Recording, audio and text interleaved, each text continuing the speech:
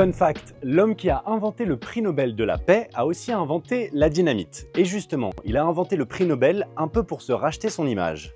Au milieu du 19e siècle, un certain Alfred Nobel, issu d'une famille d'ingénieurs et d'inventeurs, étudie la chimie et les explosifs. À l'époque, la nitroglycérine est l'explosif le plus utilisé, mais il est très instable et donc assez difficile à utiliser sans risquer sa vie. Alfred perdra même un de ses frères à cause d'une explosion de nitroglycérine. Justement, à la suite de cette perte, il va pousser ses recherches et enfin trouver une substance pour contrôler la glycérine, le kieselguhr. En 1867, il a breveté la dynamite et devient immédiatement très riche car son invention est utilisée pour la construction des routes, des tunnels ou encore l'extraction minière, etc. Mais son usage est rapidement critiqué pour ses usages destructeurs en temps de guerre.